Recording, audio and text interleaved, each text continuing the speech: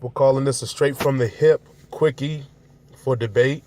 I'm going to make my comment about the Ben Roethlisberger and Mike Tomlin situation, and then we shoot it out on YouTube, and then hopefully Coach Mitchell will reply to it, and we can see what goes on. Please feel free to comment and let us know how you feel through our email, sftfshow@gmail.com, or leave them in the comments here at YouTube. I think it's interesting that Ben Roethlisberger came out and basically didn't help or defend his coach, Mike Tomlin, for the decisions made in a playoff game. Usually when teams go through this situation, the figureheads are the head coach and the starting franchise quarterback, and usually they're lockstep in the same quarters. And usually you get the players that say things like, we didn't execute well, we should have did a better job of X, Y, and Z. It's funny that Ben didn't do that for Tomlin. He kind of doubled down on the decisions being very poor. I think that's pretty interesting that your quarterback, who's a first ballot Hall of Famer, franchise guy, is not coming to your aid and defending you. Again, I still say Tomlin's not a top 5 coach.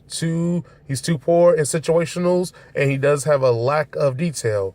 Let's not forget all the praise that we heap on Tomlin was in his first 4 years, when you could argue that Bill Cowher's culture was still part of the Steelers at that point. If you fast forward to his last 5 years, where now you can make an argument where it's all of Mike Tomlin's culture, we've had more incidents off the field. We've had loosey game plans. We've had loosey-goosey discipline going on with the Antonio Brown fiasco, Le'Veon Bell fiasco, the players coming out and looking forward to New England, or the simple fact that they just have New England on the brain all the time.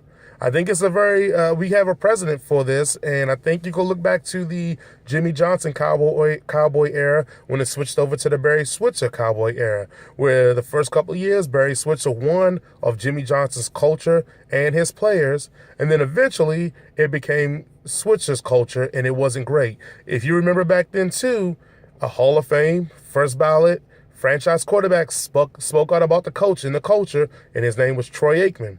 Troy Aikman talked about how Switzer wasn't holding his people accountable, how Switzer was not punishing the people for being late and doing whatever they wanted to do, and that Troy Aikman was holding them accountable and calling them out. No different than Big Ben calling out AB, I think it was this year or last year, for his tantrum on the sideline.